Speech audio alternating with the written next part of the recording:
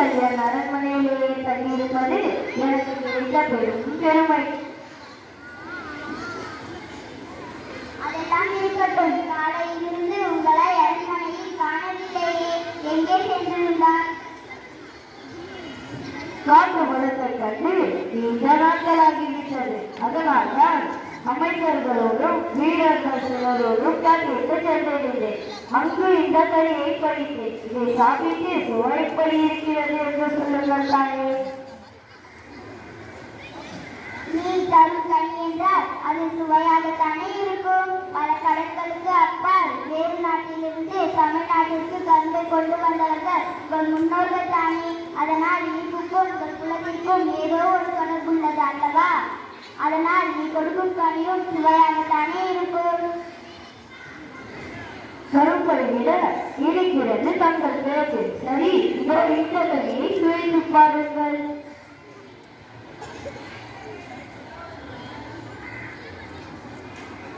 அடடா, என்ன சுவை, என்ன சுவை!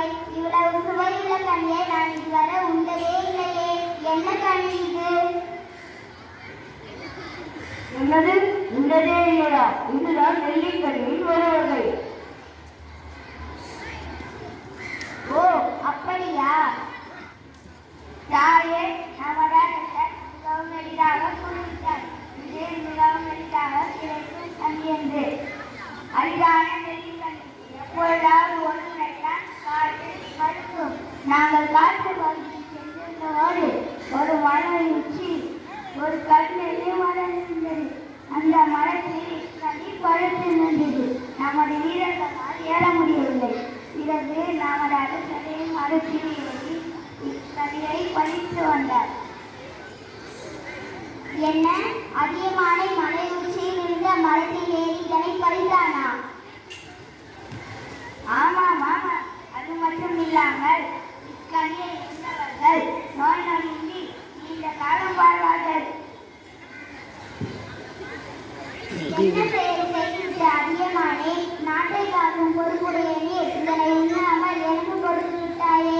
முன்பே தெரிந்திருந்தால் நான் உண்ணாமல் உன்னையே சாப்பிட வைத்திருப்பேன்.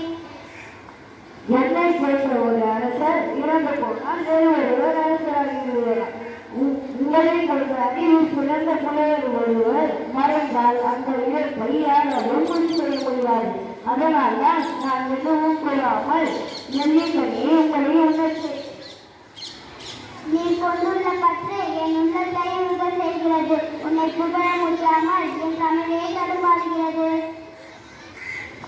உங்கள் தமிழுக்கு தடுமாற்றமும் இல்லை, தாழ்வும் இல்லை. உங்கள் நாவில் பிறக்கும் தமிழ் என்றும் நிலை பெற்று வாழும் அதில் என் பேரும் இருக்கிறது. அதுதான் என் மகிழ்ச்சி. மக்களின் முகங்களில் கூட கவலையின் நிழல் படியக்கூடாது என்று கருதும் அதியமானே, இன்று முகத்தில் என் கவலையின் நிழல் படிந்திருப்பதன் காரணம் என்னவோ? இன்று காலை வேப்பர்கள் கொண்டு வந்த ஒரு செய்தி என் உள்ளத்தில் ஒரு திருக்கலக்கத்தை ஏற்படுத்துகிறது. மன்னன் தந்தைமார் நம்மோடு கொள்கை கொள்பவர் என்பது தாங்கள் அறிந்ததுதானே. அவன் இப்போது நம்மீது பணியெடுத்து வர ஏற்பாடு செய்துவிட்டானாம். நம் தலைப்பில் பெருமைகள் சூழ்ந்துள்ளன.